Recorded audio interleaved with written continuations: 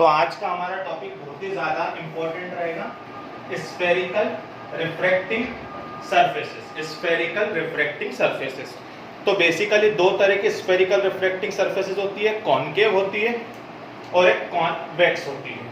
तो बेसिकली समझने की कोशिश करना, जो आउटसाइड जिसमें है ना डेंसर मीडियम है, मतलब ये फॉर एग्जांपल एयर है, ग्लास है, ये रेयर मीडियम, ये डेंसर है, पूरा ग्लास है, तो ये होती है आपकी कॉनकेव रिफ्रैक्टिंग सरफेसेस। कौन सी वाली होती है? Concave spherical refracting surfaces. और अगली आपकी होती है कॉन्वेक्स स्फेरिकल रिफ्रैक्टिंग सरफेसेस।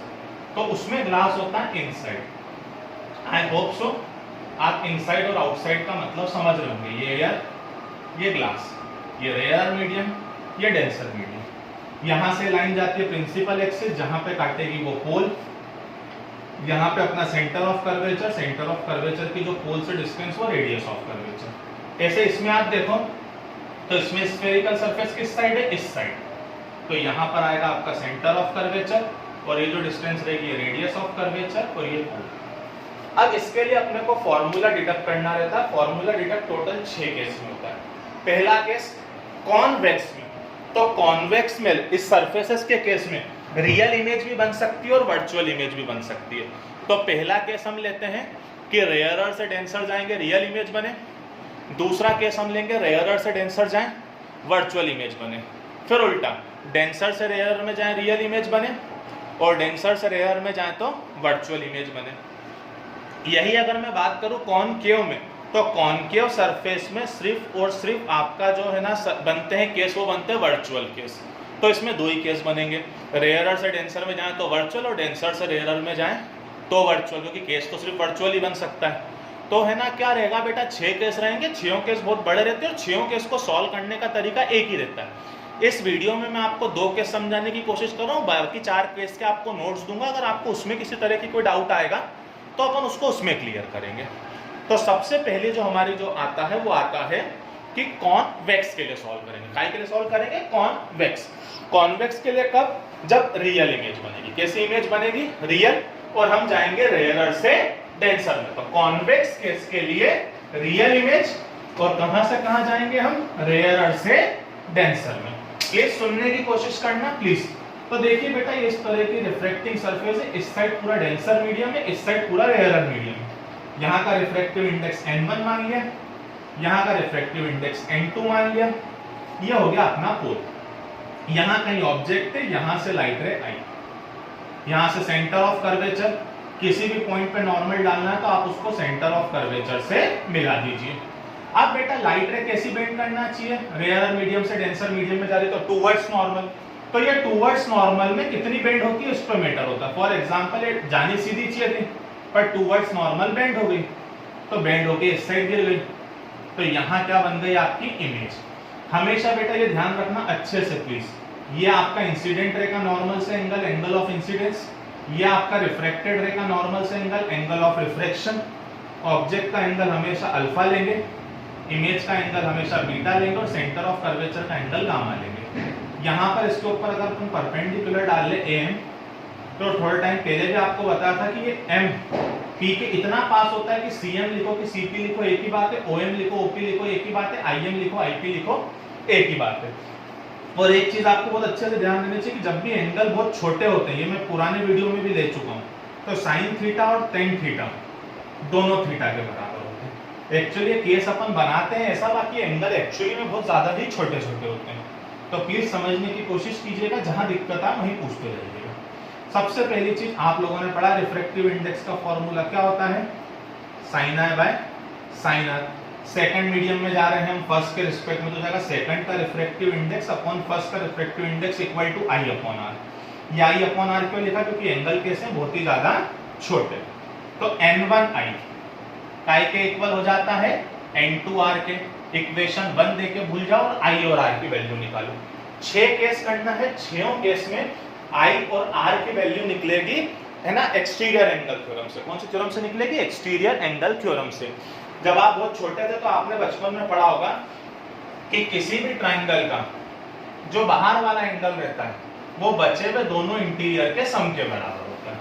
तो देखो बेटा, सबसे पहला ट्रायंगल AOC, ट्रायंगल AOC, इसमें I एक्सटीरियर का काम कर रहा है, तो ये काय के बराबर होगा अल्फा प्लस गामा इक्वेशन 2। अब आर निकालना है, तो आर कौन से ट्राइंगल में आ रहा है, इसमें ट्राइंगल एसीआई।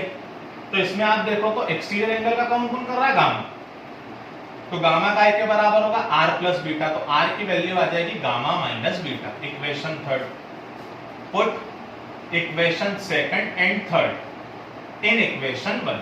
तो n1 आई की वैल्यू कितनी, alpha plus gamma, n2 r की वैल्यू कितनी, गामा माइनस बीटा। अब मुद्दा ये अल्फा गामा बीटा की वैल्यू निकालो। तो देखो बेटा, अल्फा वाले ट्राइंगल के लिए जो परपेंडिकुलर का काम कर रहा है वही बीटा वाले के लिए और वही गामा वाले के लिए। परपेंडिकुलर का काम तीनों के लिए अल्फा कर रहा है। तो tan alpha equal to alpha, tan इसलिए लगा क्योंकि tan का फॉर्मूला होता है परपेंडिकुलर अपॉन बेस। तो परपेंडिकुलर तीनों का सेम है और बेस के बीच में रिलेशन निकालेंगे। tan बीटा बीटा के बराबर और tan गामा गामा के बराबर। ये क्यों बराबर, क्योंकि एंगल कैसे होते हैं, बहुत छोटे। tan अल्फा का फॉर्मूला परपेंडिकुलर अपॉन बेस, तो परपेंडिकुलर कितना am और बेस कितना OM। तो OM की जगह हाथों हाथ में OP लिख रहा हूं। ये कैसे लिख पाया, समझ में आया कि OM अप्रोक्सीमेटली काय के बराबर है, OP। tan बीटा, बीटा का परपेंडिकुलर कितना am और बेस कितना IM। तो IM की जगह पर मैं हाथों हाथ IP लिख रहा हूं, सेम चीज है। tan गामा, तो गामा का परपेंडिकुलर कितना am और बेस कितना CM मतलब CP। क्लियर है इतना बहुत अच्छे से। ये सारी वैल्यू को अपन ने पुट करेंगे इक्वेशन 4 में। इक्वेशन 4 में पुट करने के लिए पहले आप देख लो OP, object distance minus U, IP image distance इस साइड प्लस V, और CP सेंटर ऑफ कर्वेचर की डिस्टेंस प्लस R। ये माइनस प्लस का ध्यान रखना, इस साइड की चीजें माइनस में, उस साइड की चीजें प्लस में। बस इसके बाद डायग्राम का बहुत ज्यादा काम नहीं है। ये सारी वैल्यूज अपन ने इक्वेशन 4 में पुट करी। n1 ऐसा का ऐसा अल्फा की जगह पर पुट करा am upon OP, plus gamma की जगह पर हम लोगों ने पुट करा am upon CP, n2 gamma की जगह पुट करा am अपॉन CP और माइनस बीटा, बीटा की जगह पुट करा am अपॉन IP। जैसे ही हम लोग यहाँ से आगे बढ़े, तो यहाँ से हम जैसे आगे बढ़े am कॉमन, am से am कैंसिल, am इधर से भी कॉमन, am इधर से भी common, am cancel, n1 1 upon OP मतलब माइनस U, आगे चले प्लस 1 अपॉन CP मतलब plus R, n2 am upon CP मतलब 1 upon R minus am upon IP मतलब 1 अपॉन V। तो ये हो गया minus n1 by U plus n1 by R equal to n2 by R minus n2 by V। तो इसको इधर लिया तो हो जाएगा minus n1 by U plus n2 by V equal to n2 minus n1 upon R। तो ये बेटा ये डेरिवेशन बहुत बार एग्जाम में आता है। आई होप सो आपको इतना क्लियर होगा। ये हमने कब केस लिया, जब इमेज कैसी बनेगी, रियल। तो टोटल 6 केस रहते हैं, 6 नहीं ले सकते। अभी मैंने आपको क्या करवाया, कॉन्वेक्स में रेयरर से डेंसर में गए, इमेज कैसी बनी, रियल। अब हम कर लेते हैं कॉनकेव में डेंसर से रेयरर जाए और इमेज कैसी बने, वर्चुअल। बाकी सबके आपको फोटो भेजूंगा। अगर आपको दिक्कत रही तो अपन लोग एक टर्न और लेके इसके बचे हुए केसेस में जिसमें आपको प्रॉब्लम आएगी वो हम लोग कर लेंगे। तो अभी हम लोग कर रहे हैं कॉनकेव सरफेस। कॉनकेव सरफेस में कैसे जाएंगे, डेंसर से रेयरर। कॉनकेव, कॉनकेव मतलब जिसमें आउटसाइड ग्लास रहता है पर ऑब्जेक्ट होना चाहिए डेंसर में। ऑब्जेक्ट कहाँ में होना चाहिए, डेंसर में, प्लीज समझना। तो इस साइड अपना पूरा ग्लास है, अभी तो एक ऐसी सरफेस हुई कॉनकेव। यहाँ पर है ना ये अपनी लाइट रे, तो यहाँ पर ये हमारा कोई सा ऑब्जेक्ट है, यहाँ से लाइट रे आई है ना, तो सेंटर ऑफ कर्वेचर। तो सेंटर ऑफ कर्वेचर से क्या डल जाएगा, नॉर्मल, ये ऑब्जेक्ट। अब लाइट रे अपन लोग कौन से मीडियम से कौन से मीडियम में जा रहे हैं, डेंसर से रेयर। डेंसर का रिफ्रैक्टिव इंडेक्स n2, रेयर का रिफ्रैक्टिव इंडेक्स n1। तो जाती लाइट रे सीधी, पर सीधी तो जाएगी नहीं, कैसी बेंड करेगी, away from normal. Away from normal मतलब और दूर चलेगी, और दूर चली गई तो इस साइड तो नीचे गिरेगी नहीं, नीचे किस साइड गिरेगी, इस साइड। तो ये अपोजिट साइड नीचे आती है, इसलिए इमेज कैसी होती है, वर्चुअल। ये हो गई आपकी इमेज। ये ऑब्जेक्ट का एंगल अल्फा, ये सेंटर ऑफ कर्वेचर का एंगल गामा, ये बीटा। बहुत अच्छे से देखना, जहां दिक्कत आ वहीं पूछते जाना। ये हो गया आपका एंगल ऑफ इंसिडेंस। और एंगल ऑफ रिफ्रैक्शन कौन सा रहेगा? जो रिफ्रैक्टेड रे का नॉर्मल से एंगल है। तो ये जानी सीधे चाहिए थी, तो ये वाला जो एंगल रहेगा ये रहेगा आपका एंगल ऑफ रिफ्रैक्शन। क्लियर है ये चीज? मुद्दा यही है कि सबसे बड़ी दिक्कत है आई और आर की वैल्यू कैसे निकाले, बाकी सब सेम चीज है। पहली चीज यहाँ आएगा सेकंड मीडियम से फर्स्ट में गया, तो फर्स्ट का रिफ्रैक्टिव इंडेक्स सेकंड के रिस्पेक्ट में sin i by sin r, तो हो जाएगा n1 upon n2 equal to i by r। तो वही चीज n1r equal to n2i, equation 1। वही i और r की वैल्यू निकालें, तो i कौन सा ट्रायंगल के लिए एक्सटीरियर एंगल का काम कर रहा है, इसको a नाम दे दिया, वही am है ना। तो i का के लिए एक्सटीरियर एंगल का काम कर रहा है, i है ना। ट्रायंगल कौन से के लिए? ट्रायंगल AOC के लिए i का काम कर रहा है एक्सटीरियर एंगल का। तो i के बराबर हो जाएगा, i बराबर हो जाएगा अल्फा प्लस गामा। और यही अगर आप देखो r, तो r कौन सी लाइन बाहर गई है, बहुत ढंग से ध्यान रखना। r है ना, ये वाली लाइन बाहर गई है। ये कौन सी लाइन है? ये वाली दिख रहा है ना, ये वाली लाइन पीछे की तरफ आई है। इस चीज का बहुत ध्यान रखना बेटा। इसी रे को हम लोग कहाँ की तरफ लाए थे? नीचे की तरफ। तो बेसिकली यहाँ पे ट्राइंगल AIC में r का के बराबर हो जाएगा gamma plus beta. Triangle AIC r का के बराबर है ना। बस यही चीजें तो है बेटा, बाकी तो कोई दम वाली बात ही नहीं। n1 ऐसा का ऐसा i की जगह पर पुट करा alpha plus gamma, sorry r की जगह पर पुट करा गामा प्लस बीटा। n2 ऐसा का ऐसा i की जगह अल्फा प्लस गामा। एक और चीज ध्यान रखना, बेसिकली जो i रिलेशन देगा वो हमेशा ये जो ऑब्जेक्ट का एंगल और सेंटर ऑफ कर्वेचर का एंगल है उसके बीच में रिलेशन देगा। और r जो है वो इमेज डिस्टेंस और सेंटर ऑफ कर्वेचर के बीच में रिलेशन देगा। मतलब i का रिलेशन हमेशा अल्फा और गामा के बीच में रहेगा, r का रिलेशन हमेशा बीटा और गामा के टर्म में रहेगा। अब वही मुद्दा कि अब हम लोग i की वैल्यू निकाल लें, अल्फा बीटा और गामा की। अल्फा की वैल्यू निकालें तो वही tan अल्फा बराबर अल्फा am अपॉन OP। अब ये मत पूछना OP कैसे लिखा। tan बीटा बराबर बीटा बराबर am अपॉन बीटा ये रहा IP। tan गामा बराबर है ना गामा, तो गामा बेसिकली आप लोग ढंग से देखें तो गामा ये रहा, तो गामा ये हो जाएगा am upon CP, am upon CP।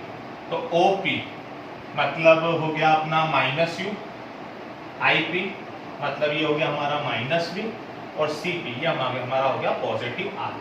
Better है ना, केस कोई सा भी हो, रेयरर से डेंसर के लिए जो अपना लास्ट डेरिवेशन आएगा वो हर केस में सेम ही रहेगा, और डेंसर से रेयर के लिए जो लास्ट डेरिवेशन आएगा वो भी हर केस में सेम ही रहेगा। इसके बाद हम लोग इस इक्वेशन में इसको 2 दिया था हमने, 3 दिया था, इसको 4 दिया था, तो वही बाय इक्वेशन 4 n1 am से am सब दूर कैंसिल, तो ये हो जाएगा गामा।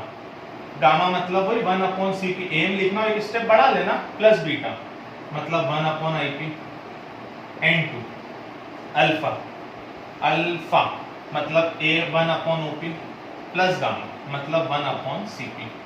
ये क्या है अपना, ये था अपना n1 के साथ r था और n2 के साथ I है ना, n2 के साथ। तो ये बेसिकली n1 ऐसा का ऐसा ही हो गया 1 upon r minus 1 upon v, n2 ऐसा का ऐसा, ये बेसिकली हो गया हमारा 1 अपॉन OP, OP मतलब ऑब्जेक्ट डिस्टेंस मतलब माइनस u, और ये बेसिकली हमारा हो जाएगा plus 1 upon r। I hope so इतना आपको बहुत अच्छे से क्लियर होगा, इतना आपको बहुत अच्छे से क्लियर होगा। इसके बाद आप लोग ढंग से देखें तो कोई बहुत ज़्यादा बातें जाती नहीं है, तो ये हो जाएगा n1 by r minus n1 by v equal to minus n2 by u plus n2 by r। तो ये हो जाता है, इसको उधर ले जाओ, minus n2 by u plus n1 by u, n1 by r minus n2 by r। ज़्यादा से ज़्यादा r एलसीएम ले लिया, ये कितना आ गया n1 माइनस n2। तो जो पहले हमने डिराइव किया था वो हमने डिराइव किया था बेसिकली रेयरर से डेंसर, हर केस में रिजल्ट वही आएगा, और ये हमने डिराइव कर लिया डेंसर से रेयर, हर केस में रिजल्ट यही आएगा। तो ये 2 डेरिवेशन आप बहुत अच्छे से देख लीजिएगा, बचे हुए 4 के मैं आप लोगों को PDF सेंड कर रहा हूँ। Thank you.